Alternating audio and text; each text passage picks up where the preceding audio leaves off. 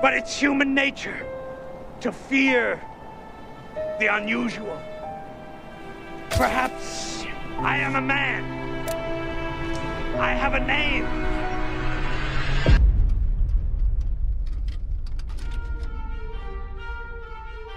The holiday season is not just a time for family gatherings and ugly Christmas sweaters. Sure, we all love to sit around a warm fire with our loved ones and sip on Aunt Judy's famous spiked eggnog, or whatever your version of that may be. But the winter months are also a time of reflection, anticipation, and in some cases, the death of one thing and the rebirth of something else. After all, the wintertime signifies the death of leaves, grass, and the calendar year before everything gets born again in the spring. So naturally, it's the best time for one to cozy up on the couch and revisit those comforting movies that put us in a nostalgic headspace while we reflect on the year behind us. Such is the case for Tim Burton's second outing as the director who brought audiences into our dark Batman era in 1992's Batman Returns. Eat floor. High fiber. This is a movie that, like any piece of Batman media, gets talked about online exhaustively. Whether it's being praised for its boundary-pushing visuals and incredible casting, or it's being criticized for its shortcomings when being compared to the original, there is no doubt a lot to talk about when it comes to this caped Christmas time classic. But for me, this movie has always stood out, and especially in the lineup of movies that take place around Christmas, because it typically gets overshadowed by Tim Burton and Henry Selick's A Nightmare Before Christmas, which of course is an absolute banger from Halloween to Christmas every single year. But the truth is, there are a lot of topics left on the table when it comes to Batman Returns. You've heard about Danny DeVito's iconic performance as the Penguin, and you've of course seen the beautifully designed shiny black leather of Michelle Pfeiffer's Catwoman suit. But today, I want to get deeper than that and revisit this iconic sequel with one goal in mind: figure out what Burton was trying to say with what ended up being his final run at the big screen Batman, and see what we can learn from analyzing the film, its creators, and the themes that have stood the test of time for the last 30-ish years. Basically, I just want to know, what is Batman Returns really about?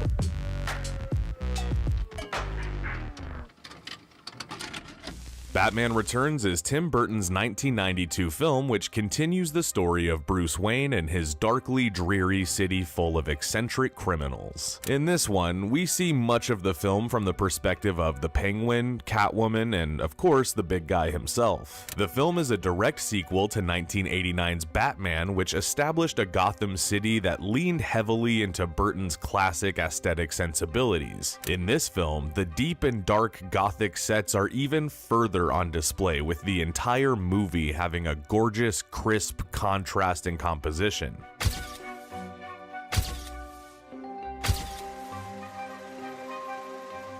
While some may not have the same affinity for this movie as I do, Batman Returns offers a twisted Christmas-time tale that is fully loaded with black leather, action and combat, and of course artistic subtext that will help us figure out what this movie is. Tell me if this is a theme that seems to run through. All the characters, Pee-wee, even Batman, they seem to be sort of schizophrenic characters. They seem to be... No. Isn't everybody, in a way? I mean, that's why I like them all, really. Yeah? Yeah, I mean, I've always been attracted to characters that have splits and that, you know, are doing things for reasons that they are not quite integrated with and don't feel quite together. I guess that's because that's the way I feel most of the time. Yeah. So it's just things I can relate to. So, in order for us to figure out what this movie's trying to say, I think it's probably appropriate to take a look at the film's creator. Tim Burton is widely known for his gothic yet whimsical visual style and haunting but always charming character work. Along with the Batman films, movies like Sleepy Hollow, Big Fish, and Edward Scissorhands rank among some of his best work in live action, and I think we can all appreciate his stop motion and animated features as well. Burton often tells his tales from the perspective of society's outsiders. He likes to show us the lonely, dark, and beautifully tragic vantage points of things that we only dreamt of as children. And in the case of Batman Returns, all of the above rings true. I believe the word you're looking for is The film opens up with an upper-class Gotham City family on Christmas Eve as they prepare to welcome their first child into the world. When the baby is born and seen to be physically disfigured, the wealthy couple takes a cold winter's night stroll through the park with their new son, only to drop him into the freezing river to die in the sewers of Gotham. I was their #1 son, and they treated me like #2. Now, that is one hell of a way to open a film. The scene is very cruel, but it's also effective in doing one thing, making us feel bad for the bad guy. Who can hate a penguin? Now, it's pretty common to have a movie villain whose backstory is just tragic enough to make us feel kind of bad for them. But this scene right here is letting us sit with this baby for the entire opening title sequence while Danny Elfman's iconic score swells. Now, seeing as Burton often states that he himself feels like an outsider, I think choosing to open this movie with this scene in particular is no accident. Burton wants us to see two things. First, he wants us to see what the upper class of Gotham is really like when they think nobody's looking. They're harsh, they're cold as ice. They are the villains. Next, Burton is showing us where this baby is starting so that we can understand just where he's going. And there's just something about these characters that I just find very compelling in this world of night and the coolness of it. It's like you're inside of somebody's mind or something, and I just really, they're very psychological characters, and it's like fairy tale characters in a way, or these kind of weird sort of symbolic images, and just all of those things created a good energy. So, if we really want to continue to understand the movie, we next need to look into the movie's key players. This movie is great for many reasons, but one of them being that the film's story is taken mostly away from Batman and focused largely on Penguin and Catwoman.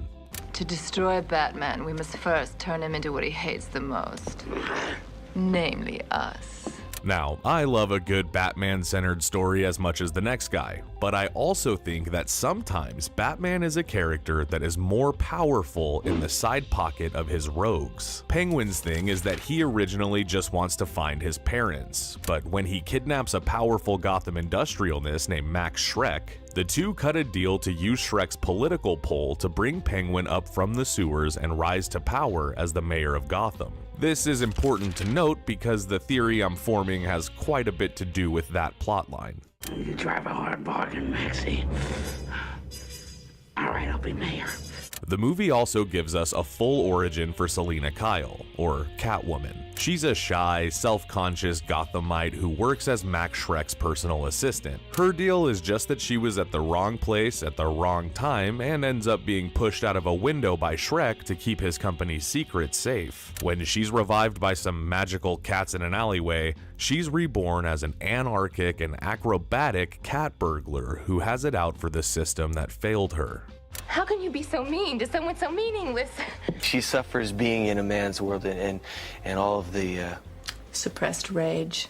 the torture that goes along with Being a woman. I am Catwoman. Hear me roar. Now, this could be a commentary on how outsiders are treated by the systems that they serve, being that Oswald was discarded by his parents simply for looking different, and Selina was murdered in cold blood by an elitist businessman as if her life and work had no value. These people were wronged and broken. You killed me. The Penguin killed me.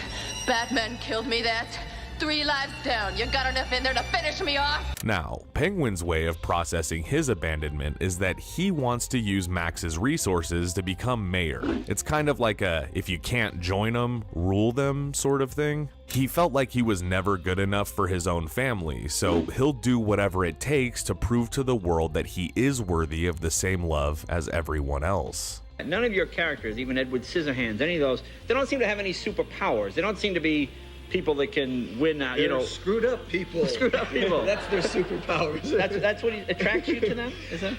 Yeah, I mean, I think that's why I like Batman is that he seemed very modern to me that way, in the sense that he's not somebody who I don't know. I mean, I always had a problem with Superman. I just wonder why he just didn't, you know, blow away everybody with his breath or something. This kind of thing has more, you know, it just has more weird reality, but a nice kind of reality. It just seemed kind of modern to me. It just seems sort of like the way things are. Now, this movie certainly seems focused on damning the corporate system as it is, but I think it's highlighted expertly in the scene where Max visits Oz and presents him with the idea of being mayor. Max is a smooth-talking, manipulative type who uses those he sees as beneath him as pawns to serve his larger purpose. This is shown to us literally as Max dangles a raw, dead fish in front of Oz to entice him out of his room and into the mayoral pitch meeting. You can even see this from the way the shots are framed, with Oz being small and meek in the frame and Max being framed as imposing. Burton famously was constantly at odds with Warner Brothers over the direction of his film, with WB wanting to make a more light and fluffy popcorn movie that could sell merchandise, and Burton wanting to lean more into the German expressionistic style of gothic soapiness. So with that in mind, I can't help but see this scene as Burton writing his own experiences, being dazzled by the studio with the promise of fulfilling a dream, only to be nothing more than a tool in their box from the beginning.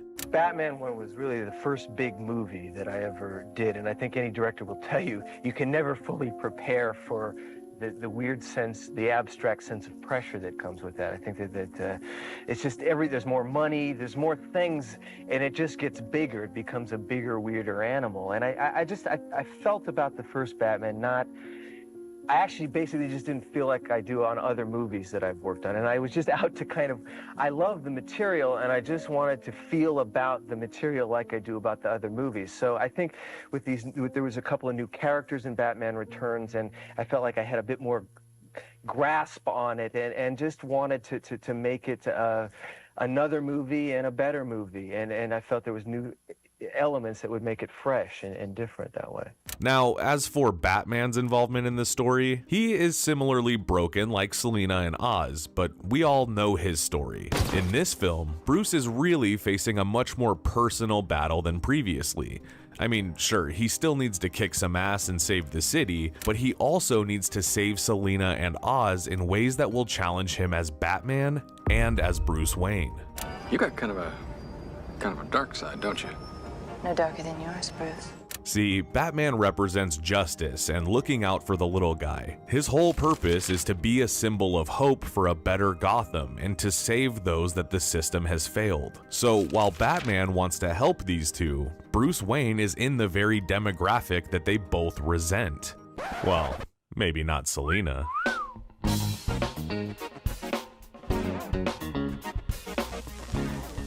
So I think of it this way. Tim Burton wrote Batman Returns as his own way of saying that those deemed as weak, unworthy, or otherwise different will one day inherit the Earth. He shows Batman's empathy for Penguin as if the two are in some way connected, because they are. They're both orphans who long for the love of their families, knowing that they can't have it. They both want to make their dead parents proud despite their unique ways of going about it. The Penguin is a victim that Batman needs to save from himself. And when the Penguin dies, it's not without Bruce's heartbreaking failure to save him, and by the time it all goes down, you aren't sure whether to cry or cheer. His parents.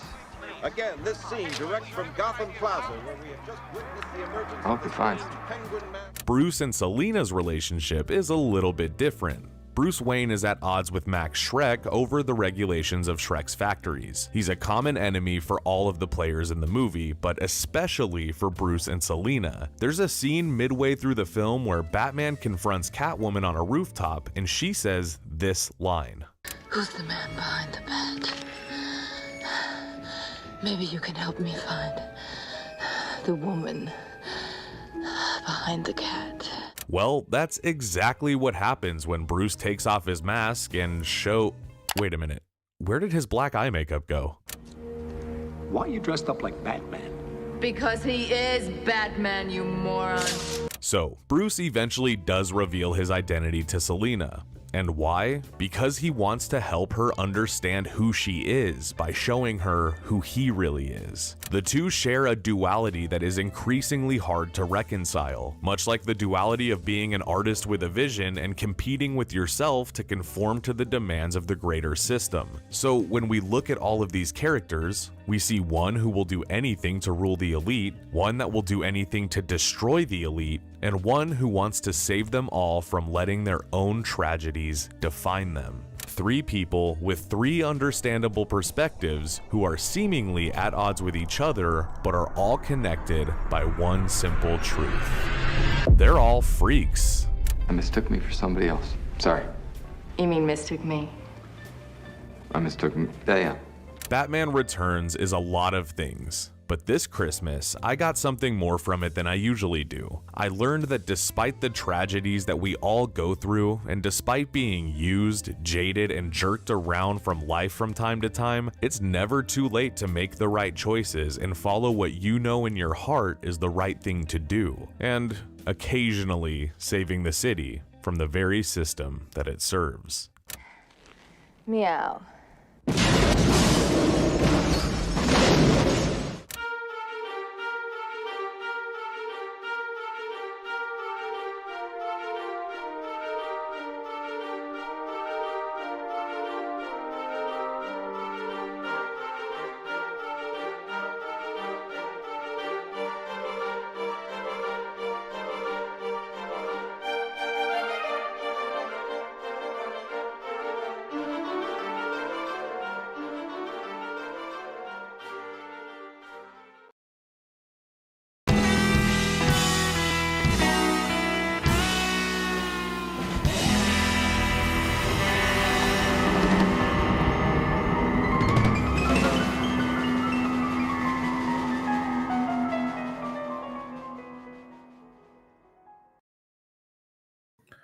Hello and welcome everybody to Friday Night Flicks. I'm Kier, and as usual, happy Friday, and I'm glad you're here. Hello everybody. You guys already got the comments going during the pre-show. I really appreciate that. Did my best to pin some of them. Happy Friday from Brad Perkins. Brad, thanks for being back, man. It's good to see you again. How's everybody doing? What's everybody seeing this weekend? What's everybody watching this weekend? I want to know. Guys, we got a good show lined up tonight. You could probably tell from the title. Let's get some music going here in the background, as we do. And let me know if the music is too loud or too soft or whatever the case may be. Just let me know. Yeah, we got a good show. We got a good show tonight, guys. We're going to be talking Tim Burton. Specifically, we're going to be tier list ranking all of his films. There's a couple other things that we'll get into if we have time. But most importantly, tier list ranking Tim Burton, and we're going to be doing another giveaway tonight. We're going to be giving away a 4K Ultra HD Blu-ray of Batman Returns, which is my personal favorite of the two Tim Burton Batman movies. I don't care what you have to say about that. Well, I do care, but we'll get to it when we get to it. Hello, happy Friday. Hello, thank you for being here. Darnell Leak, happy Friday. Thank you. And to you as well. Steve Neal says, Ed Wood is an excellent film. I agree, and I don't want to spoil my ranking of these movies yet, but we will definitely be talking about Ed Wood later in this stream, so stick around. Cartoon Man has a cool question to kind of get us started while we're Tim Burton brained tonight. Cartoon Man says, do you think Tim Burton would be involved in the James Gunn DC universe? For those of you that somehow don't know this, James Gunn is now in charge of the all-new DCU, the DC universe. It's going to be hopefully less of a train wreck than the previous one, although I think there were some good moments here and there. And I don't know, maybe. I mean, I think the only capacity Tim Burton would be interested in being in this in the James Gunn DC franchise or universe would be to tackle something like Batman, and I don't know if there's going to be a lot of room for, especially like, I mean, would Tim Burton do anything with Batman that wasn't with Michael Keaton? And I don't think Michael Keaton's going to be involved much, especially in these first few phases. So I don't know. It would be cool if Tim Burton could could bring some sauce to it and hopefully deliver on something good, which, as we know with Tim Burton, he's very hit or miss. I can't wait to talk about that. And Brad, to answer this question, this is a good one, and actually this is important to get out of the way before we get going. Brad Perkins wants to know, do Corpse Bride and Nightmare Before Christmas count, because technically they are Henry Selick movies? Yeah, so I did put this a little bit in the description of this stream, but I'm not going to be counting Corpse Bride or Nightmare Before Christmas because technically the credited director is Henry Selick, although we know Tim Burton is in an ongoing battle, especially with Nightmare Before Christmas. But I'm going with movies that he's got directorial credits on, so I'm not counting those two, although I love them both, and for fun at the end of the ranking, I'll tell you where I'd put those.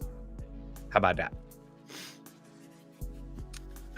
Actually, I also like this one. Brad, you're on a roll tonight. You're feeling sassy too. I like this. Throwing in some sweet opinions. Lisa Frankenstein equals the best Tim Burton movie that Tim Burton never made. I was a huge fan, am still a huge fan of Lisa Frankenstein. Saw it at the theater, watched it again when it came out on Peacock. I loved it both times. Really enjoyed it. Did have very, very big Tim Burton vibes, for sure. This is I think this is how hard do I work on my videos, and I guess the answer to that is hard. I work hard on them. That's what I do for a living, so I take pride in them, and I want them to be good. So I work hard on all my videos. Research and writing, you would think would take the longest. Sometimes though, the editing takes the longest. Just depends, on the video. But hopefully you enjoy them and you can see the effort that goes into making them, because they are difficult to make. All right, guys. I want to do the tier list ranking, but I think before I do, I had kind of I had kind of an impulse to watch and react to this new trailer for the new Bong Joon-ho film, Mickey 17. Now, in order to get through copyright on this, I've just got a little bit of an edit to make the screen smaller, and I've turned the volume down from the trailer. But if you haven't seen this, please go watch this trailer after the stream for yourself, because some of the audio in it, specifically Robert Pattinson's voice, is worth hearing, just to help kind of form your own opinion of what this is going to be. But I thought this trailer was extremely surprising, and I kind of wanted to just volume on. I'd probably be able to tell you. But Brad says Moon was a great movie. I agree. Yeah, what did you guys think of that trailer? I'm curious. I'm very curious, because I personally think I'm actually more excited now, just because it looks like it's going to be something totally different than what I was expecting. I almost wish I didn't see the trailer, so that when I went to see the movie, I was expecting something more Bong Joon-ho, something a little more serious, a little more, dark. And then to get that would have been an interesting surprise. Or it could have ruined it. I don't know. It just depends, Like, what if I was in the mood for something like Parasite, and I thought that's what I was going to get, and then I went to see this? Would I still like it? I don't know. Cartoon Man wants to know if I've ever danced with the devil in the pale moonlight. Yes, and my version of that was I was with Jack Nicholson and Michael Keaton as Bruce Wayne, and it was a it was a three-way dance, and it was sick. And you missed it, Cartoon Man. You weren't there. Hey, Stephen O'Donnell, welcome back. Is it Stephen or Stefan? I always forget, but welcome back. I'm happy you're back. We missed you. Man, I'm loving your guys' comments. Thank you so much. Steve Neal says Sam Rockwell in anything. Yes, definitely. I love Sam Rockwell.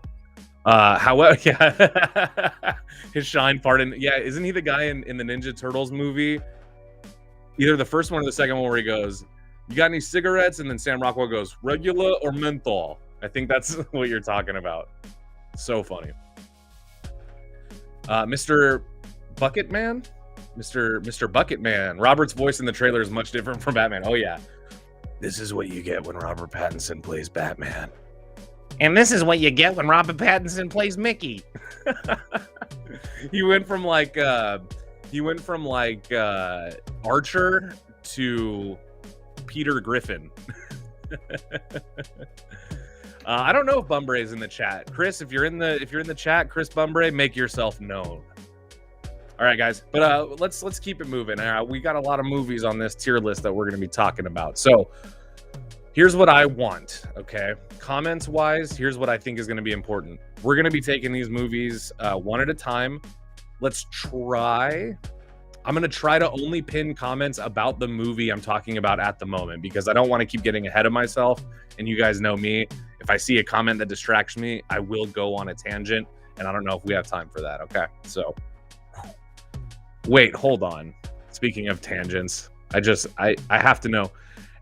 Andrew Machado isn't the director of Moon David Bowie's son. Is that true? Can somebody verify Andrew Machado here? Is this true that Moon was directed by David Bowie's son? Or am I like missing some kind of joke?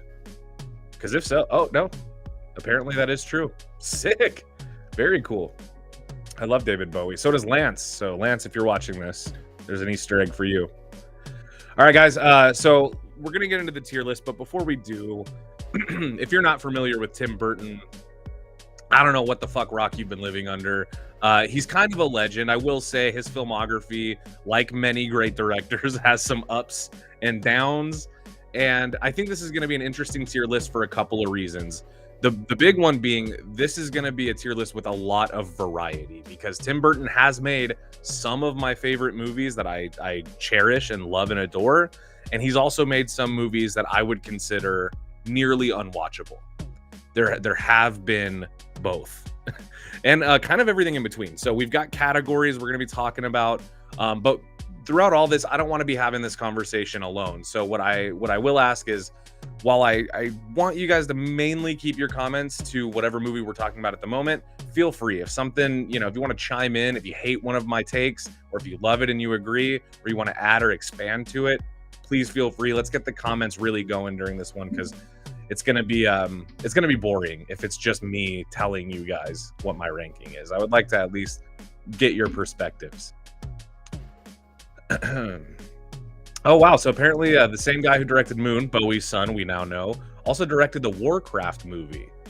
So interesting that I didn't know that. Interesting for sure. Okay, let's get into the tier list, guys. I'm going to show it to you here. Well, that's me. Hi. Hello. Subscribe to Joe Blow. All right. This is what we're looking at here. This is what we got. All right. Like I said at the beginning of the stream, I had to leave off movies like James and the Giant Peach and Nightmare Before Christmas. Actually, Corpse Bride is on this list, and it shouldn't be, so that's my bad. Maybe we'll save that one for the end. Let me move it to the end. But movies where Tim Burton was credited as the film's director are on this list. Anything outside of that is not. Maybe we could save that for a different thing, okay? But keep the comments coming. A lot of quotes from other Jokers in here, aside from Jack Nicholson's Joker. That's funny to me. Okay. All right, guys, let's start with this first one, Mars Attacks. Comment actually if you've even seen Mars Attacks. That's something that I want to know. This is a movie that I distinctly remember. It's one of the few movies from like my early childhood that it created a mental image in my brain that I still have not gotten rid of. It's a very iconic movie in my brain and in my personal canon. It's a very iconic movie. But I don't think I talk about this movie enough with people to know, is it popular with with normal people, or is it just popular with people that have nostalgia for it? That's what I want. Like if somebody like today that had never seen this movie were to watch it, would they love it? We can't know because we've seen it. Drinking my tea. Cavito will sponsor us one day. We know they're watching. They're just waiting. All right, Mars Attacks. Okay, so for me, I'm going to put Mars Attacks just to kind of set a precedent. I'm going to put Mars Attacks in like it. And here's my logic, okay? I think Mars Attacks is a good movie when you look at it from exactly what it is, which is an homage and sort of parody of those old, and when I mean, 40s and 50s style science fiction alien invasion films. It captures a lot of that, kind of gooey, messy practicalness. And also it is funny. It's a very humorous movie, which I think is something that like is important to remember. Some Tim Burton movies are played to be funny, so not every special effect thing is meant to be scary or even convincing. Sometimes things are just played for the cheese and to be laughed at. Here's the thing with Mars Attacks, though. I don't watch this movie like ever. I've probably seen it a handful of times in my life. I think the last time I saw it, it was probably before the pandemic. So probably like 2019. I might have had like an edible or two and watched most of it at least.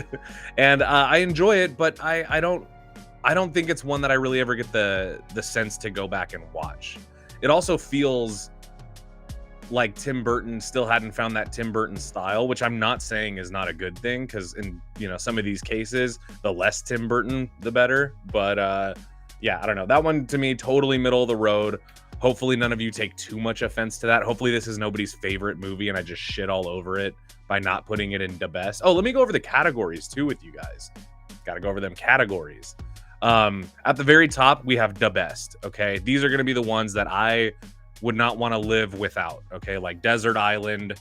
I can only bring, a handful of Tim Burton movies with me. These are going to be the ones at that list. Okay. Love It. Those are going to be ones that maybe would not be classics to me, or maybe are not ones that I am obsessed with or consider to be a personal classic, but I still love and enjoy.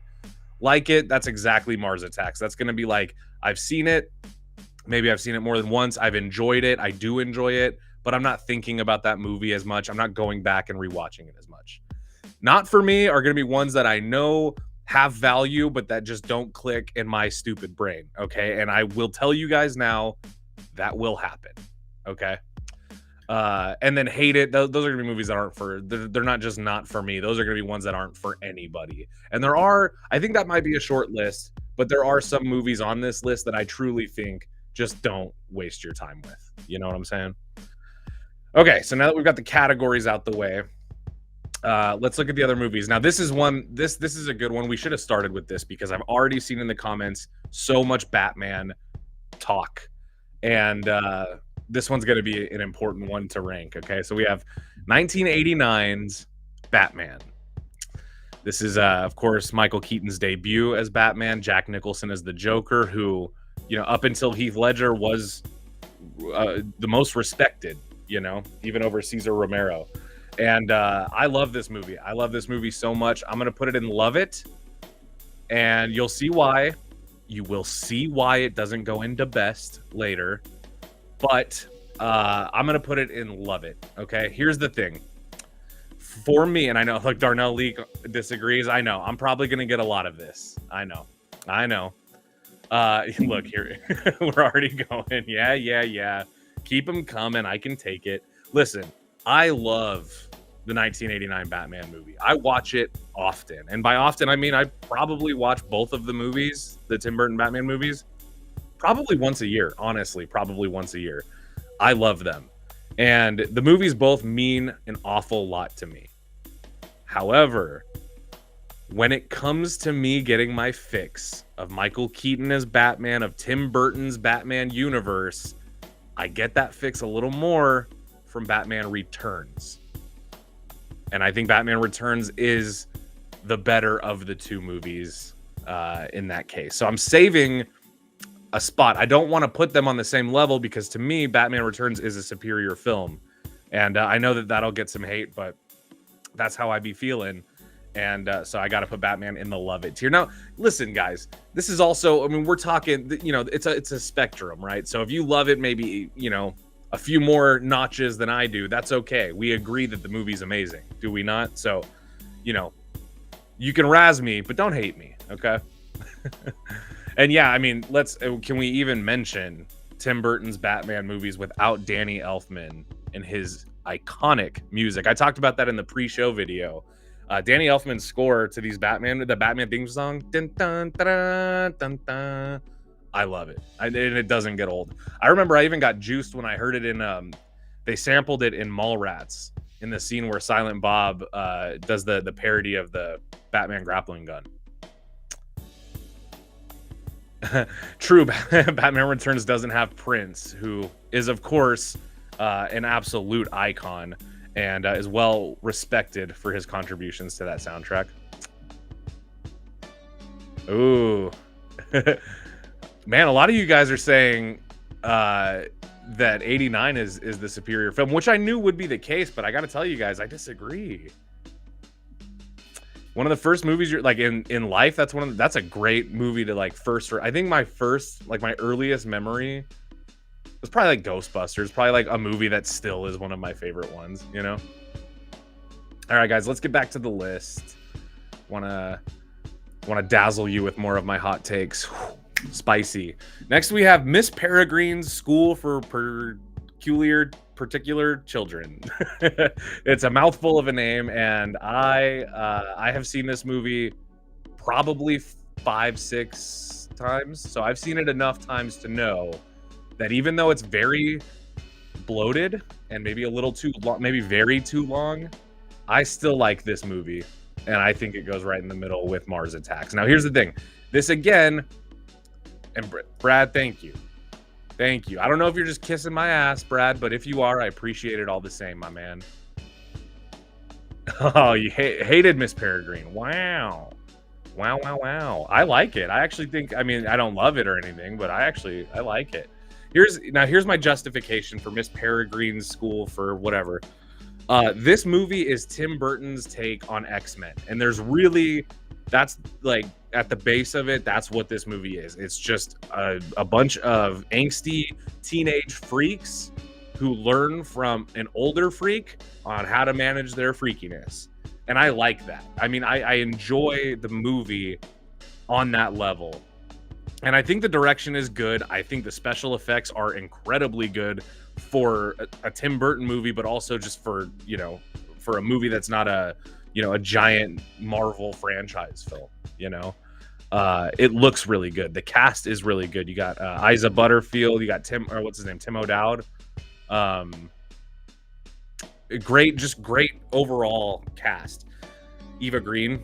But where the movie falls short for me is that there's so much going on. The movie is bloated. There's a lot happening where you kind of have your main journey, which is a kid's, introduction to essentially mutants and kind of this secret world where these peculiar children are kind of encapsulated in time. And then you've got the villain kind of side piece of that. But then they also dream of, taking down the villain and protecting themselves. And then you've also got the kid and his grandpa and his dad and this family kind of like, so it kind of all does get a little bit messy is what I'm trying to say. However, in the parts where this movie shines, like when the kids are just kind of demoing their powers or the set pieces or the performances, this movie's pretty damn good. Samuel L. Jackson is the villain. And while his design is completely ridiculous, still kind of sick. And I enjoyed it. So Miss Peregrine for that, I think deserves to be right in the middle of the road. I almost would say that it's kind of in a category of its own between like it and love it, because I maybe like it a little more than Mars Attacks, but it is not. It is not on the level of Batman. It's just not, All right, next. You guys ready to either love me or hate me? Because this is going to be one of those ones. It's going to be one of those ones where I tell you what I think about Edward Scissorhands, and you're either going to love me or you're going to hate me. But I think it's one of the best Tim Burton movies ever made. This might be, I don't want to speak too soon, but it's one of my favorite Tim Burton movies. I think that this movie is probably the Tim Burton movie I've seen the most times. And that's, for many reasons. I just love every single thing about this movie. But this is a nostalgia movie for me through and through. I was introduced to this movie when I was extremely young. And it's a pretty, it's a pretty kid-friendly movie. It's a little mature. Some of the violence between Winona Ryder's boyfriend and Edward, but and some sexiness. There's a little bit of sexiness, but ultimately it's a pretty kid-friendly movie. And I saw it when I was young, and I absolutely fell in love with the style, the music. I loved the kind of colorful, pastel-colored suburban homes. And then up on the hill is just this perfectly Tim Burton-style mountain with snow. The weather is different up there because you got Edward shaving the ice with his hands. Yeah, okay. Look, I won some of you back. Look, you didn't like that Batman wasn't up there, but we got some huge Edward Scissorhands supporters. And that's what I want to see. Oh, yes, Edward is definitely up there with the best. Yes, it truly is maybe one of the greatest movies Tim Burton. I mean, it is one of the greatest movies Tim Burton's ever made, for sure. Well, John... Ealing the Dogs says, what's Johnny Depp's best movie? Pirates of the Caribbean. I love the Pirates of the Caribbean, especially the first one. I love most of those movies, so I don't disagree at all. Oh, hey, everybody. Hey, we got some new people coming in. Hey, everybody. Thank you for being here. Don't forget to roundhouse kick that like button. I agree. Thank you, Low Epic Vision Films. I'm so sorry for ruining your guys' name, but you know, it's on brand for me. That's what I do. You know, I say names wrong, and I desperately plead for Kavita Kombucha to sponsor us. Okay, let's move on. Edward, actually, you know what? I'm not done with Edward Scissorhands. The other thing that I think is very important to remember about why this movie rules so hard is it's got the Christmas flavor. And I think Tim Burton, while we love Tim Burton around Halloween, let's not forget Tim Burton dabbles in Christmas, and it's good sometimes. In the case of Edward Scissorhands, loves it. I love it. Yeah, Darnell, I agree. It is a beautiful film. Yeah. It's an emotional tearjerker. Yeah, I don't disagree, Rick Jones. Edward Scissorhands is kind of, to me, it's kind of Pinocchio. You know, it basically is Pinocchio. It's Tim Burton Pinocchio, and I enjoy that very much. All right, let's get to the next one. We've got Sweeney Todd. This one is also, I think, going to be polarizing because not only do some people not fuck with this era of Tim Burton, this kind of early to mid 2000s, some people also don't fuck with musicals, like, at all. Here's the thing, though. And to answer your question real quick, Mr. Bucketman, yes, I consider Edward Scissorhands and Batman Returns both Christmas movies, plain and simple. Here's my thing with Sweeney Todd, okay? Before I rank it, here's what you guys have to know about me. I love musicals. I've always loved them. I don't know why. I mean, I guess I know why. They just make me happy. But I love musicals. So I'm a little bit sweet on this movie just for that. I think the musical numbers are actually pretty good. Johnny Depp is a surprisingly, like, decent singer. I don't know if that's a surprise to you guys, but it was to me. I think this movie, here's the problem, okay? Listen, I gotta compliment it, or I gotta shit on it a little bit with my compliment. I love musicals. I love Tim Burton. Those two things kind of go together.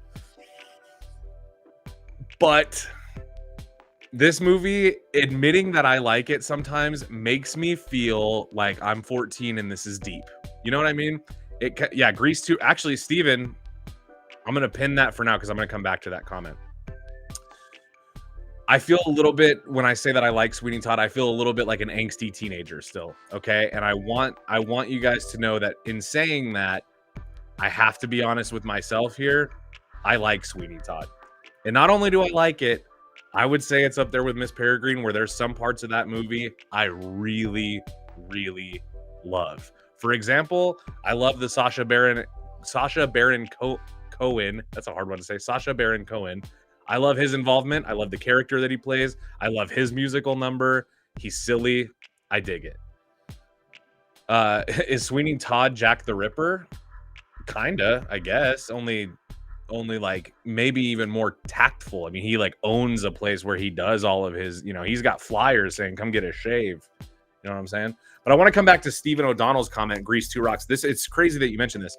I love Grease 2. It's actually in my top 5 musicals ever made.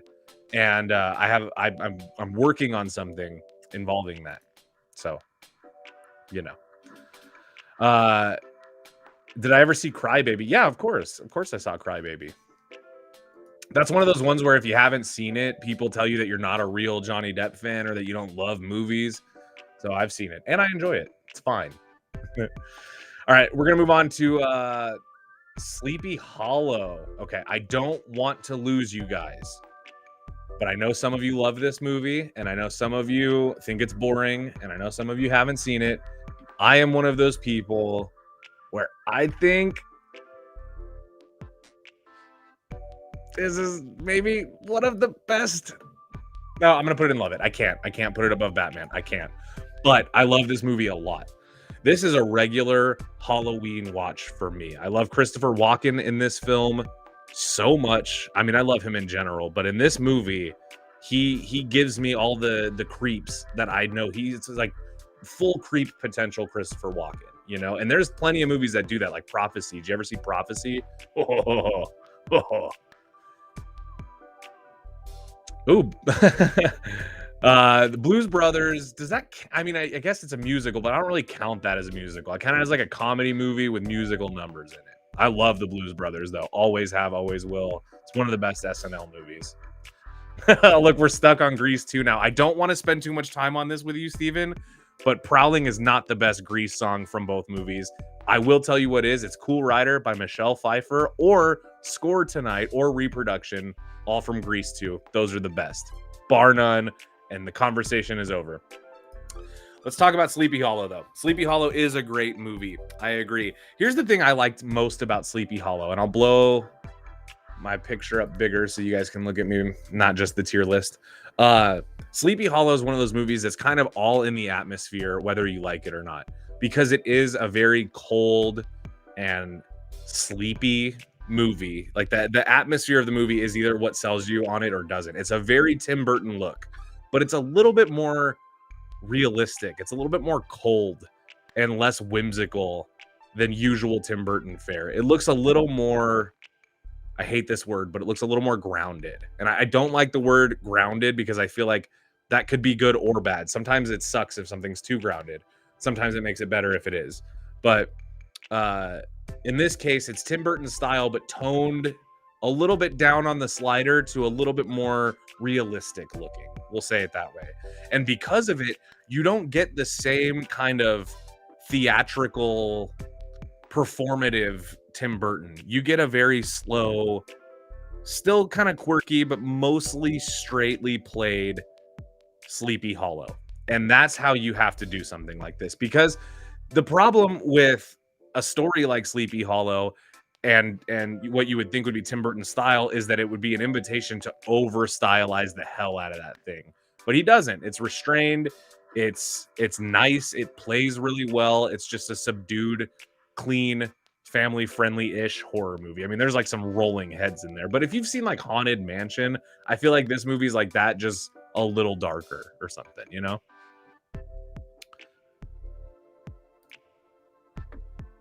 Kind of like An American Werewolf in London. That's another classic movie to me. And I don't know what that was in response to, but had to call that one out. Let's see. We got Stephen O'Donnell again. Sleepy Hollow. Solid as a rock. Good movie. Love the Disney cartoon too. Joe Fierro. Hello, sir. Kinda, huh? I don't know what you mean. That must be, yeah, okay, so that must be in response to somebody else. Thank you for clearing that up. Yeah, guys, I think that maybe we've talked Sleepy Hollow. Some of you guys want to move on. But here's the thing. I almost think this could be considered one of the best Tim Burton movies. So I should have created like one more fucking row just right there, you know, right in between the two, but whatever, we're here. Let's get on to what I know is going to turn you guys right back around. I had you back when I put Edward Scissorhands up here into best, and now I'm putting Batman Returns right next to it because I think it's better than Batman 1989. It still is to me. It's got to be the better of the two. In fact, when I think about Batman Returns, there's very little about that movie that I would even critique. I love that a lot of the movie is from Penguin's perspective, and I don't have to spend too much time on this specific one because if you guys watch the pre-show video, that whole 17-minute video was just me breaking down the themes and things that I love about Batman Returns. But it's a very special movie to me. Yeah, Brad, I don't even need to say anything else. Yeah, Batman Returns is the best. Catwoman, I rest my case. Anybody want to disagree with that one? I'll wait. Oh, look, we got people just agreeing. Yes, Angela Martell says the best, my favorite Catwoman. I agree. My thoughts on Halle Berry as Catwoman is other than being Halle Berry level hot. It was a terrible movie, a terrible character, poorly written. Pitoff, the guy who directed it, was just a music video director, which that's a skill of its own. It just doesn't play in feature length. But Michelle Pfeiffer as Catwoman with the costume design, it's just, I mean, oh. Yeah, not to mention you got Harvey Dent in here, okay? Some early origins of what could have been an awesome Two-Face, you know?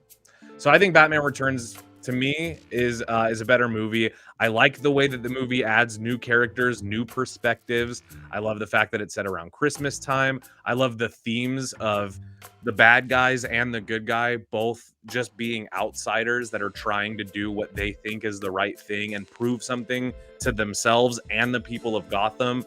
It's good. They want the same thing and they have different means of going about it. And I love conflict like that. I think it adds something more special than just showing up and punching Joker or showing up and just kicking, some thug's ass. It's better when you almost don't want them to do that because you feel that under different circumstances, these two would really understand each other. That's how I get the vibe from Batman and Penguin and Catwoman. They kind of all have that. Ooh. Darnell says, I agree. Hathaway was the worst ever. That was in response to Default, who said Anne Hathaway is by far the worst and was miscast. I agree. I don't even consider, I forget that Catwoman was even in the Nolan trilogy. I really do forget that. And I think I more fondly remember the trilogy because of that fact. It just didn't need Catwoman to me.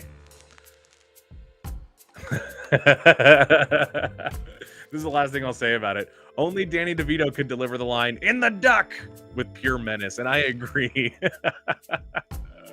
That's a good one. All right. Now we got the most recent. We're moving on. We got the most recent installment in Tim Burton's filmography, and that is the long-awaited sequel to Beetlejuice, titled Beetlejuice. I like this movie. I actually, I'm gonna put it in like it for now, not love it. I may one day love this movie, but for now, Beetlejuice is kind of like, it's just like a fun extension to Beetlejuice that now I'll probably watch back to back. You know what I mean? Like, it is definitely one that I'm going to continue watching around probably Halloween. It's a Halloween movie, as in it takes place around Halloween. And I probably will watch it every year, but only in a double feature with Beetlejuice. I think in a vacuum, there's never a situation where I won't know what to watch and I'll be in the mood for Beetlejuice and I'll watch this one over the first one. It just won't happen, I don't think. The first one's just too good. And I don't have any real problems with this movie, but I only saw it the one time in theaters a few weeks ago. And it just doesn't give me exactly what Beetlejuice gives me. But that being said, I would never give this movie a bad review. I liked it. I enjoyed the theater experience. And like I said, if it's part of a double feature with the original one, I will watch it every single year. So no shade at all. I think Jenna Ortega is perfect for Tim Burton, not just with Wednesday, but with this movie as well. I love seeing Winona Ryder in anything. Catherine O'Hara stole the show for Beetlejuice. In fact, Beetlejuice, if I was gonna rewatch it separate from the independent of the original movie, it would be because of Catherine O'Hara, who stole the show in this movie. I would say it goes Catherine O'Hara, Beetlejuice, maybe Justin Theroux and Jenna Ortega would be tied. And then after that, I don't give a shit. But Willem Dafoe was okay. He was pretty cool. But, he wasn't as impactful. Catherine O'Hara, though, when she's outside of Astrid's college and she's like, "I'll handle this." And she goes, "Astrid, your mommy lost her daddy." I thought that was really funny, just putting everything on blast like that. So, yeah, like it. I think that's a good place for it. Maybe one day, love it. Maybe. Next, we have one that maybe some of you were not aware was a Tim Burton film, or if you were aware, you definitely forget this one from time to time. I know you do. This is the Tim Burton remake of Planet of the Apes starring Mark Wahlberg. Y'all remember this one? I saw this movie at the theater. My brother was there. We did not love it when we saw it in theaters. I did not even know that it was a Tim Burton movie when I saw it in theaters. It makes sense when you go watch it now, you can see, especially compared to like what the other Apes movies look like. Planet of the Apes, to me, this version of it, this Mark Wahlberg version, here's the thing. If you have seen and are a fan of the original film, there's been a bunch of these movies, but if you've seen the original film and you're a fan of it, you can't really hate this movie because it pretty much is like, I mean, it's a good remake of the original film. I think this, though, if you have the two next to each other and you had to choose one to watch, you're going to watch the original one probably. If nothing else, because Mark Wahlberg is a little bit distracting to me as the lead of this movie. I don't know why it is. He doesn't feel right in the movie. He doesn't feel like he belongs in this story, though at least not in this version of it. But as somebody who has seen and loves the original Planet of the Apes movie, I can't say that I can't say that this is a bad movie. You know, it's got Tim Roth in it. Yeah, good call out.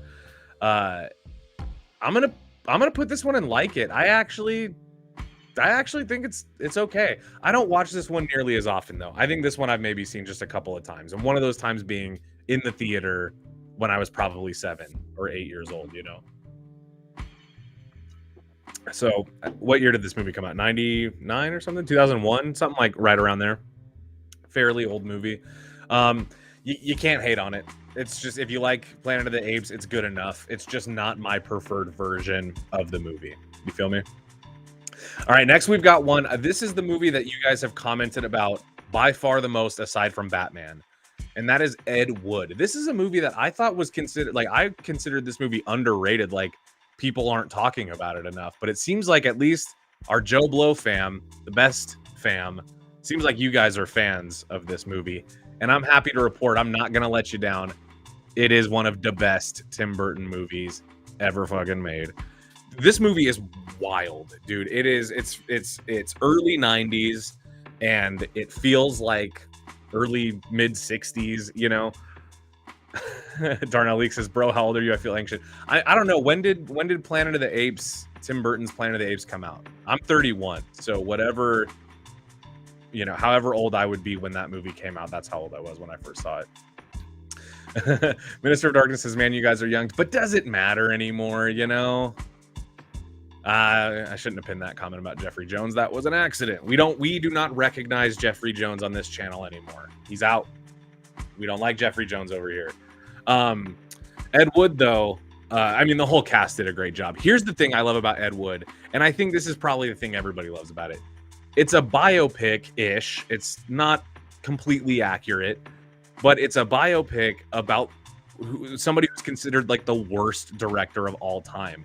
But rather than doing something like, it almost has like a disaster artist feel to it, where because of Johnny Depp's portrayal of Ed Wood, and because, yeah, Bill Murray killed it, and because of the writing of the movie and the scenarios, you see Ed Wood as, yes, maybe the worst director ever, but you also see him as just a guy who endlessly wants to succeed and will not give up. And I love that. I love all of the, you know, the true aspects of the story are interesting enough. Ed Wood was indeed, he did enjoy, he was very androgynous. He dressed up like a woman on the set of his films, and sometimes in the privacy of his own home.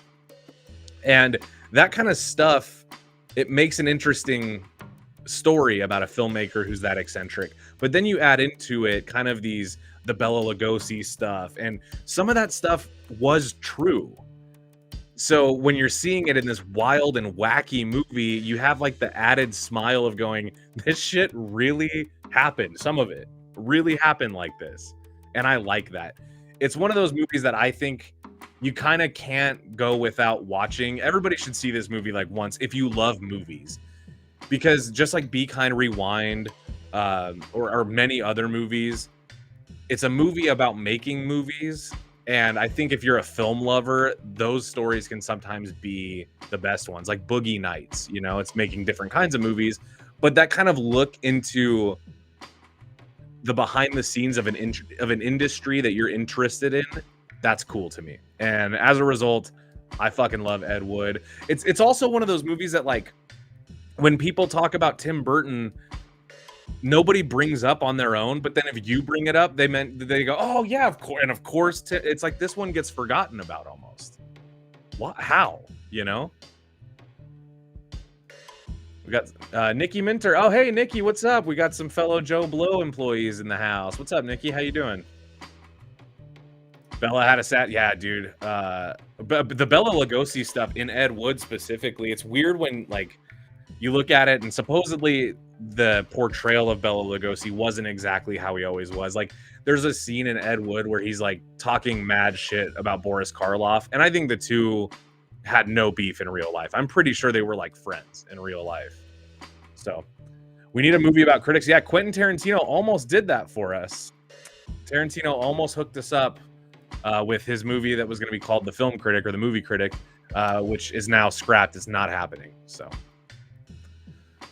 oh, this is interesting. Here we have Minister of Darkness again. Thank you for commenting. When I saw Ed Wood, like 5 people walked out. Man, I didn't see it in the theater, but I can't imagine people thinking it was that bad. I mean, I've definitely seen people walk out of movies that sucked, but Ed Wood, like, even if you don't fuck with it, it's not bad. It's like well made, you know. Black and white. I thought everybody loved that. All right, let's keep moving with the list. Ed Wood, though, easily one of the best for Tim Burton. Now you'll notice that up to this point on the list, there is nothing that has been not for me or that I hate. But you also should pay close attention to what is on some of the back half of this list, because some of it is pretty disgusting. All right. But next we've got Pee-wee's Big Adventure. Look, guys, I'm not even gonna tease you with it. I'm putting it in the best. I think Pee-wee's Big Adventure might be my favorite Tim Burton movie ever. I don't know if that's the case. There's still one coming up that I'm really excited about, but I love Pee-wee's Big Adventure. I was never even that huge a fan of Pee-wee's Playhouse. As some of you know, I'm in my 30s, and Pee-wee's Playhouse was a little bit before my time. But the movie, Pee-wee's Big Adventure, was right in my time. And that movie impressed me from the first time I saw it, and every single time I've seen it since. It warms my heart. It fills me with joy. And I mean that. Every single thing about Pee-wee's Big Adventure is nostalgic for me. Every scene of the movie, every character, all the lines, it's all pure nostalgia. It's like it has a direct line to that part of me. You know what I'm saying? I'm a loner, Dottie, a rebel. I say that to my wife all the time, and my wife's name isn't even Dottie, but I say it, and I call her Dottie when I say it. I really do. Yeah. Oh, interesting, Brad. Okay, so Brad says he wasn't ever a huge Pee-wee fan, but he liked Ernest through and through. I was never that big. I mean, I liked Ernest, some of those like TV movies, but I was never like into the Ernest stuff. But Pee-wee after Big Adventure, that changed. That changed everything. Yeah. Tell him Large Marge sent you. That's right. That's right. Don't forget the tequila dance, one of the most iconic dances on screen ever. It's Pee-wee Herman's tequila dance. Yeah, the Alamo. Yeah. Oh man, I love how much you guys love Pee-wee's Big Adventure. Oh man, you know what bothers me? I should have put a montage together or something of like scenes that we could watch. Maybe I'll do that for the next one. Maybe we'll do a callback to this episode. Let me know if you guys would want that. Maybe I'll edit together like a really fun montage. Maybe not. I don't know. Might be too much fucking work. I don't know. All right. Next we got Frankenweenie. Now this is not the live action short film that Tim Burton directed. This is the feature length stop motion animated Frankenweenie. And no bullshit, I straight up love this movie. I've seen this movie a couple times, not a whole bunch, but I've seen it a handful of times, and I love it. I love the character of Edgar, especially. It's kind of your Igor for the movie. Frankenweenie is the tale of Frankenstein, but it's also mixed with the true story of Tim Burton's kind of inner struggle with losing his family dog and how much he wished he could just Frankenstein that thing back to life. And I think if you've ever had a dog or a family pet that's passed away, you know that feeling. You know that feeling of, if I could just sew everything back together and electrocute it back to life, I would do it and deal with the consequences, you know? Darnell, yeah, your kids love this movie? Well, you can adopt me, man, because I'm one of your kids. I love this movie. I really think that this movie is underrated. I also think black and white stop motion, very cool. I like that a lot. In fact, we don't see that much, I guess, dude. I can't really think of another example of a black and white stop motion movie, but it plays really well. It looks really crisp, you know, very nice. Looks like some of you guys like it as well. Good. Okay, I'm gonna do this one once. This one's for you, David. I'm trying to use the phone. Don't make fun of me. Don't do it. Or you could do it. That was my impression of Pee Wee Herman. I'm trying to use the phone. Whoever returns the bike is obviously the person who stole it, so they don't deserve a reward. Clip that. Somebody clip that. Somebody go back and watch this, screen record it, clip it, send it to us. We'll use that as a meme. Please. Okay. We're going to keep it moving, guys, because next we're up to Dark Shadows, and this is going to be the first one that I'm putting in. I'm going to put it in hate it. I think I hate this movie. Now, listen. Whoa. Oh, sorry, guys. Getting tons of comments here. Oh, some of you liked my impression. Thank you. Yeah. Thank you, guys. I got a big all caps yes. I'll take that. I don't like the Dark Shadows movie. Now, I'm not familiar with the TV show from back in the day. I want to say that now. I don't know anything about the show. So when I saw this movie, I saw it solely on its own merits of, is this a story that I care about? Is this a movie that I care about? And I didn't. I thought it was way, way more silly than some other Tim Burton movies, which have had success in kind of the comedy, dark, you know, I don't know, Halloween-y vibe. Like a good example, Beetlejuice. Beetlejuice was raunchy and silly, maybe more so than scary or ominous. But Dark Shadows was just, it felt immature. And I think that most Tim Burton movies feel whimsical and maybe a little bit, they make you feel a little childlike because they're fun, but they don't feel immature. But Dark Shadows did feel like an immature movie. It felt like the jokes were not for adults, not even written by adults. It almost felt like, you guys remember that, this is going to be funny. You remember that good ass movie called Little Monsters about that little kid vampire Rudolph? And it was the live action one, not the later animated one. Well, there was a time when I would watch that movie and go, this feels like a Tim Burton movie. Maybe he should do something like this. And I thought Dark Shadows would be that movie. It's kind of a family friendly, quirky, goofy vampire adventure. And Dark Shadows tries its hardest to be that, but in reality, man, it's mostly making fun of vampire tropes and everybody else laughing at how absurd this version of a vampire is. Just not for me. I did not enjoy it. But to answer this question by Ealing the Dogs, what's the best vampire movie? For you, it's Tom Cruise's Interview with the Vampire. Weird that you just put Tom Cruise Interview with a Vampire in there. People know what movie it is. Maybe. I love Interview with a Vampire. I think that's probably one of the best vampire movies. Sleepy Hollow. Is that okay? We got Bram Stoker's Dracula. Blade. If you guys want to know mine, my personal favorite, in my opinion, the best vampire movie is The Lost Boys. Joel Schumacher. That's, to me, the best vampire movie. I love Bram Stoker's Dracula. I, for some reason, find that movie to be very sexy and I don't know, enjoyable. But to me, if you want the best vampire movie ever, you don't have to look any further than The Lost Boys. That's the best one. But there's so many good vampire movies out there. You got Let the Right One In, Let Me In, which is my preferred version, the Matt Reeves version. Tons. Yeah, like Brad Perkins knows. What's up, Brad? Dude, are we twins, Brad? What the fuck is going on here, man? Why do we agree on everything? Are you me? Am I you? What do you look like? Do you look like me? Actually, we know what you look like. We saw you. All right, guys. Let's go back to the list. I'm so sorry, guys. I know we're gonna run over the hour, but I have a feeling you guys don't mind, and I don't mind, so it's all good.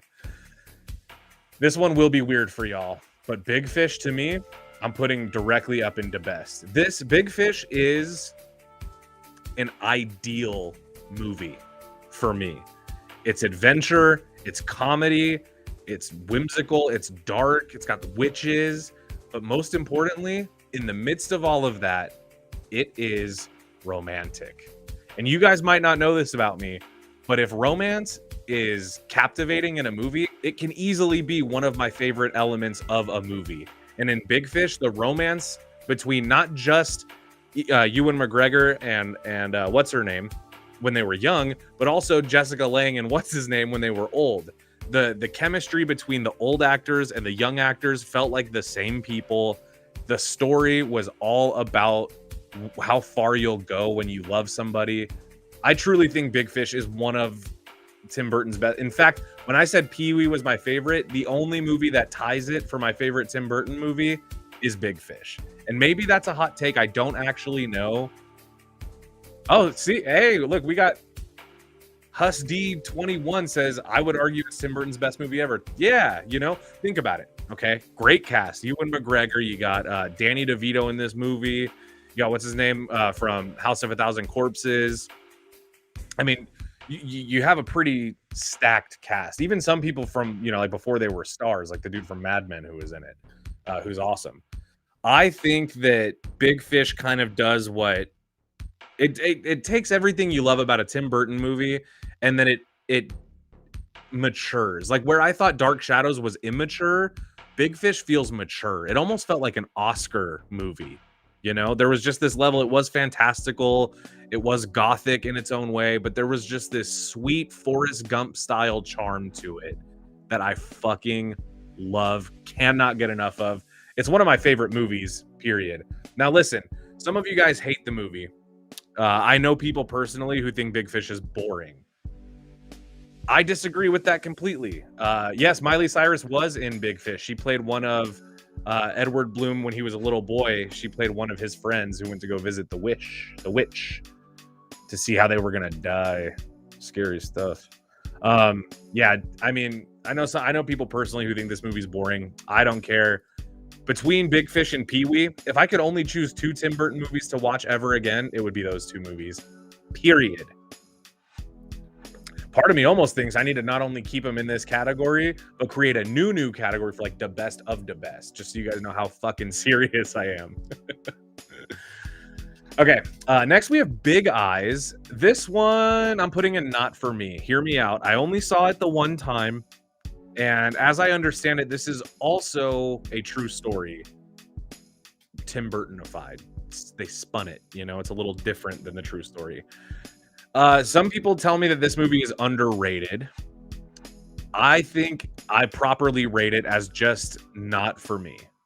I think that the movie is fine, but I don't care much for the story. This movie's very sad to me. And there's some Tim Burton movies that are a little too sad, a little too negative. And to me, this movie doesn't feel good. It feels like when you watch it, you just feel kind of bummed out. At least I do. Now, that was my initial impression. I've seen it the one time. It didn't make me feel very, you know, I didn't feel good after it. I just kind of felt like, that was a bummer.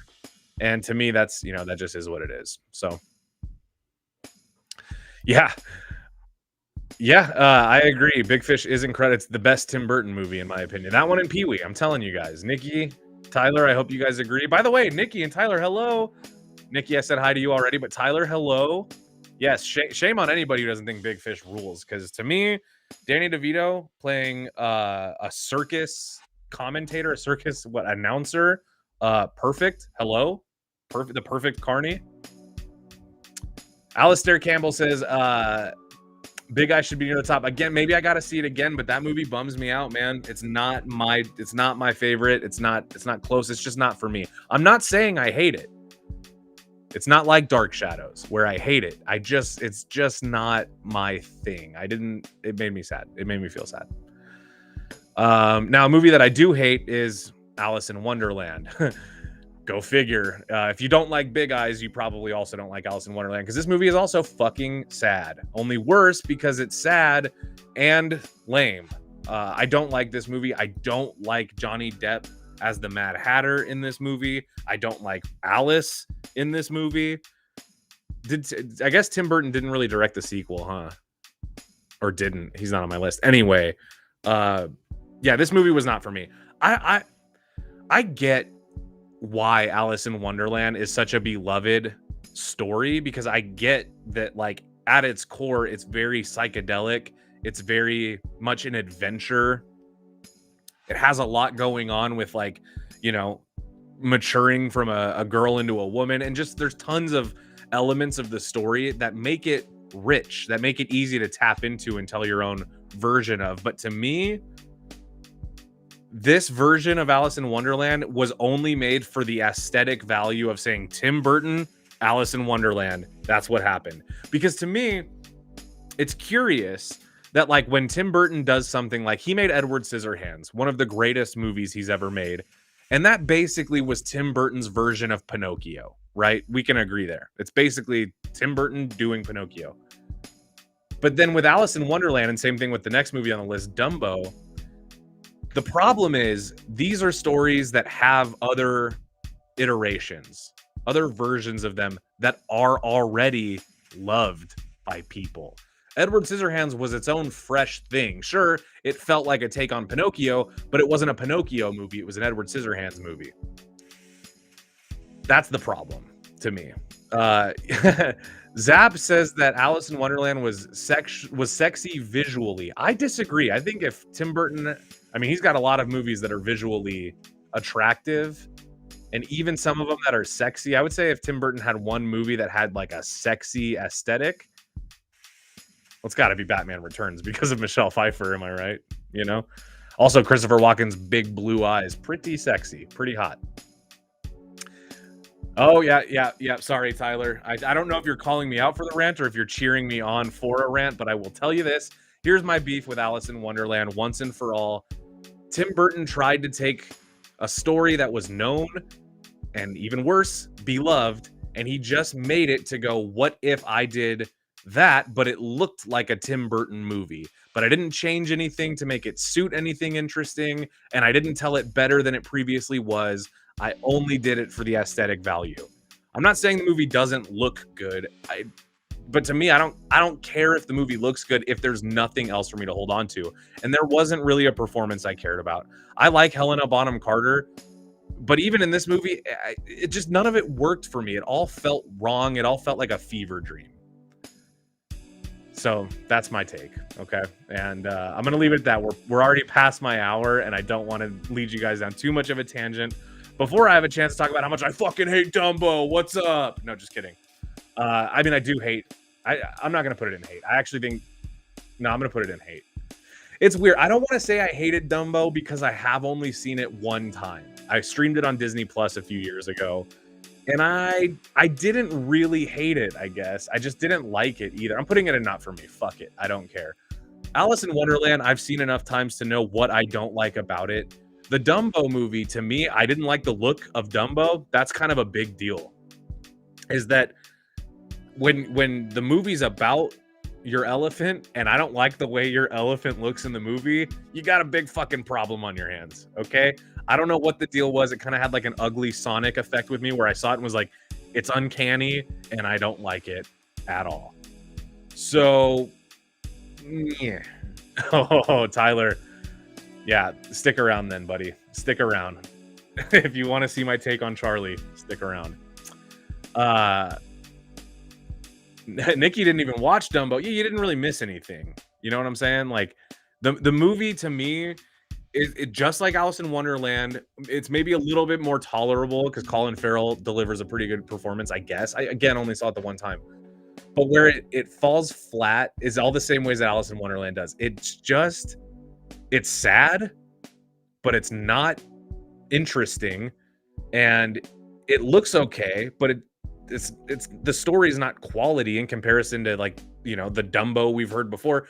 I personally, I don't know. I just think that the movie fell flat, and it again feels like Disney going, how can we use Tim Burton to capitalize on something we own that we can just kind of shit out onto a streamer? And that's kind of what Dumbo feels like to me. Do y'all feel? Should we save Charlie for last? No, we're gonna do it now.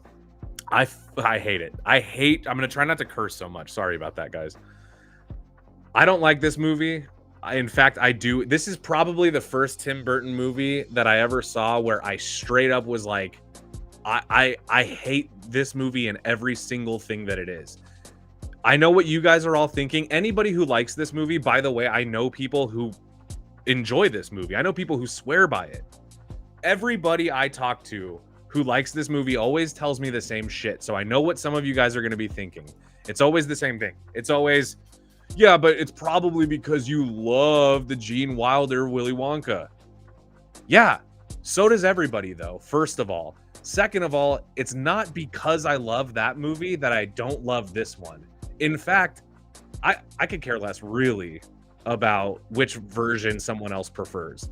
But it is crazy to me that somebody would think that because I think one of them is so good, that's why I couldn't appreciate a far less good version of it. This movie is like this is the movie that, like, your brain goes to when you hear that your favorite movie is being remade. It's the worst case scenario that your brain automatically jumps to. You know what I mean? Like, for those of you that go nuts over the It miniseries from 1990, which Tim Curry's one of my all-time favorite actors, so no shade. But when I heard that they were remaking it, I was excited that it was getting a new adaptation where other people assumed worst case scenario. I'm glad it worked out for It, but this is the movie that you think of when you think, how bad could it be? How bad will it get with modern technology ruining some of the charm? This is another thing I hear a lot. It's closer to the book.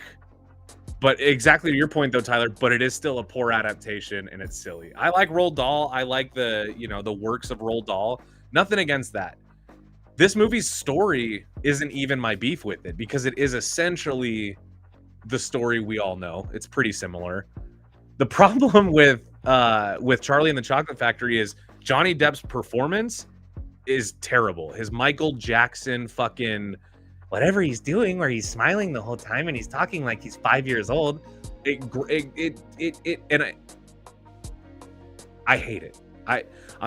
I'm trying not to curse, but like what it reminds me of is Johnny Depp reading the brief of what do you think a creepy pedophile would be like at a circus, and then him putting that on. And to me, that doesn't feel very respectful to the character of Willy Wonka, who admittedly was a creep, but not like, you know, in that way.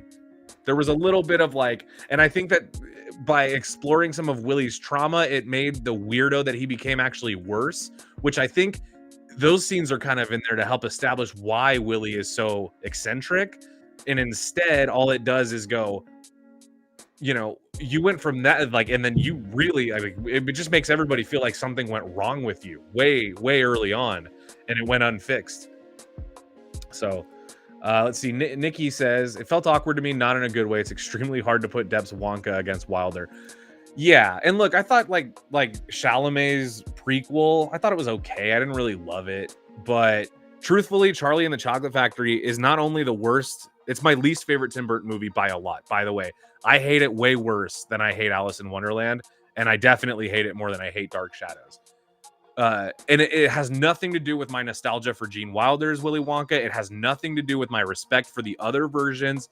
It's that Johnny Depp, who is the central character of this movie, fucking sucks in this movie. I don't like the way he looks. I don't like his weird teeth. He looks like, do you guys remember in Do you guys remember in what's the? Oh man, it's gonna bother. Oh, you guys, you know what this looks like? I know exactly what I'm thinking of. It looks like, and I'm gonna pull this up so I can show you guys. Johnny Depp's Willy Wonka looks like when Stanley Ipkiss puts on the mask in the movie. You know how like the mask and the comic book from the mask, like you know how the teeth are super square and white, and then look at this. Hold on, I'm gonna just pull this up so I can share it with y'all.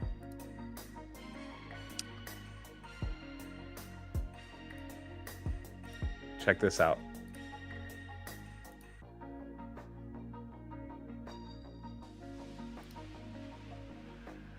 Does that not look just like Johnny Depp in Willy Wonka? Because I think it does. Ugh. Disgusting. Scary. I don't like it. I don't approve. I hate it. Listen, guys. Yeah, so I don't like the movie. What's his name? Who's in the movie? Y'all know him. Norman Bates. He's from like August Rush. Freddie Highmore.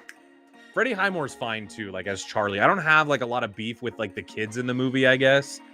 But again, they're not as good as the other one. And even if I didn't compare the two, the movie just sucks. I don't like it. It gives me a headache. I feel like I ate a whole bag of Skittles and then took a bunch of PCP and tried to take a nap. That's what the movie feels like to me, and that's not a feeling I enjoy as far as I know. To cleanse our palate from what's been a very negative back half, this was not spread out very well in terms of my tastes.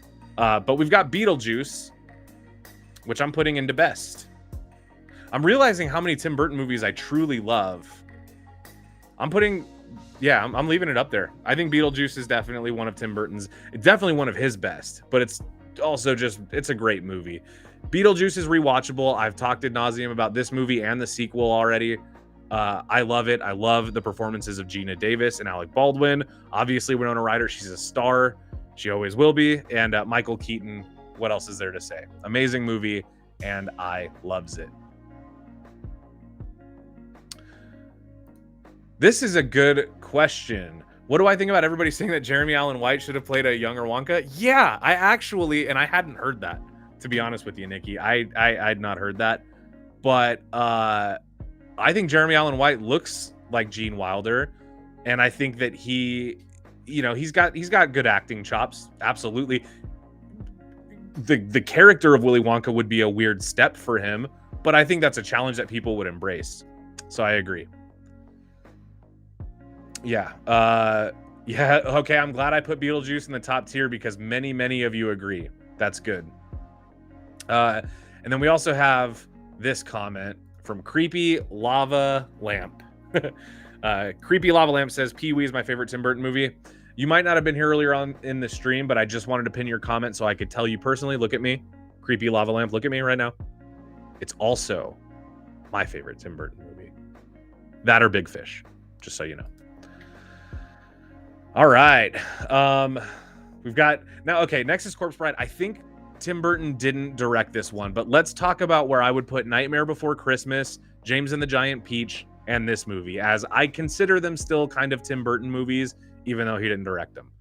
Henry Selick is an awesome director. By the way, I'm not taking anything away from him by doing this, but I would put Corpse Bride in Love It. I love it. Again, when romance is done well in a movie, it can be my favorite element of that movie. Big Fish did this well. Edward Scissorhands definitely did this well. I love love. I love romance. I think it can enhance a story when it's done well. Corpse Bride, pretty sweet movie. Nightmare Before Christmas would have to go and Love It as well, or The Best. I mean, that's one that's really kind of not debatable. It's a classic. I love it. I watch it all the time. James and the Giant Peach, love it. That's a movie that is so underrated. People who like Roald Dahl should be more into that movie, in my opinion. And Matilda. Those are two Roald Dahl adaptations that just need more fans. Okay. All right, I'm going to answer another question, and then I'm going to do a giveaway. You guys want to win one of my favorite Tim Burton movies on Blu-ray? Stick around. But to answer this question, Guillermo del Toro, one of my favorite filmmakers of all time. If you ask me, I love Tim Burton, but Guillermo del Toro is a better filmmaker. At least to me, Guillermo del Toro's had more good movies. Like maybe not more good movies just by volume, but Guillermo del Toro more consistently makes movies that I like. How about that? Yeah, James and the Giant Peach is one of the greatest. I love that movie so much. I used to watch that, and you guys know I've told you this. I love musicals in general. I have a soft spot in my heart. In fact, this is a Rocky Horror Picture Show poster, one of my prized possessions, and also that is my favorite musical of all time, Rocky Horror. So good if you guys haven't seen it. Okay, giveaway. Let's do it. You guys want to win some shit? Let's give away some shit. All right. We're going to be doing a Tim Burton style giveaway. Okay. It's going to be trivia based. So instead of opinion based this time, it's just going to be the first one to get this answer correct. You can win this. I made this graphic here, so I'm acting like I'm just now seeing it. But you can win this this 4K Blu-ray of Batman Returns. And all you have to do to win is be the first to answer what phrase is written on Selina's neon sign in her apartment, and what does it say after she smashes it. So if you guys know in Batman Returns, if you don't remember, there is a scene where after Selina's been attacked, before she goes full Catwoman, she's got this big neon sign in her apartment, and then she smashes the shit out of it, and it says something different after she smashes it. So I want to know what it says before and after. First one to answer that correctly will win a 4K Ultra HD Blu-ray of Batman Returns, my favorite Tim Burton Batman movie. Brad says, I know, but I'll let someone else win. I appreciate that, Brad, as much as I know you know, because we're the same. Yeah, you've already won a giveaway, and I think you haven't even received your last prize yet from last week. So let's wait at least until you get it before we do that. It does not say meow, although those are good guesses. Yes, Film Desire got it right first. I'm looking through the comments to verify, but the first one that I have here that got it right is Film Desire with hello there. And then after she smashes it, it says hell here. Basically, I put together a little graphic so you could see. It looked like this before-ish. And then she smashes the shit out of it. And then it just says hell here. So here's the move. Let's go back to me. So Film Desire, thank you so much for your quick response. Also, sometimes if you ask a question that's too hard, it takes too long for somebody to get it, and then the giveaway takes longer than it would have. So all you need to do to claim your prize, Film Desire, is go ahead and shoot me an email. I'm going to put my email address on screen. Now, here, this is so important, you guys. My email address is my name at joeblow.com. My name's Kier. It's spelled Kier. I think some of you have been emailing Keir. Don't do that, because I'm not going to get that fucking email. Kier Gomes at joeblow.com. Okay. So Film Desire, screenshot that if you need to, but please email me as soon as you can. I'm going to need to get your shipping details, and then we will have your Blu-ray shipped out to you immediately, probably this weekend. Okay. I'm going to leave it up for a few more seconds. Kier. Let's see right here. Kier Gomes. I know I have a weird name. Maybe one day we'll do a Q&A and you guys can ask me about some of these questions. I'm seeing some questions in the chat that I wish I had time to get to.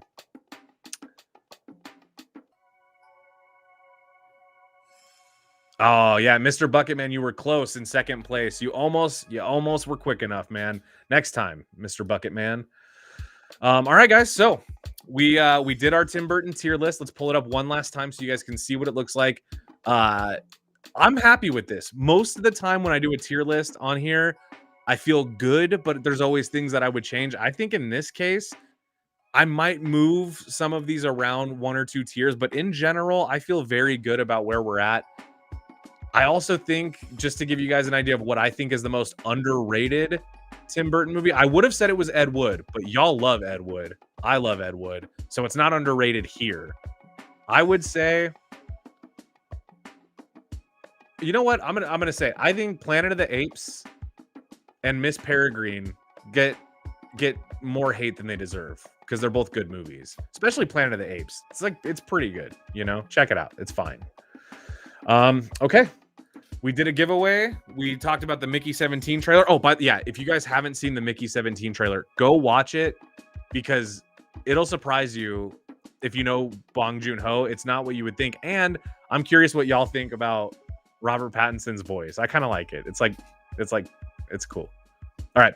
Anyway, join us again next week. You guys know we do this every single Friday, barring any family emergencies or otherwise. You can look forward to seeing me on stream every Friday, 5 p.m. Pacific.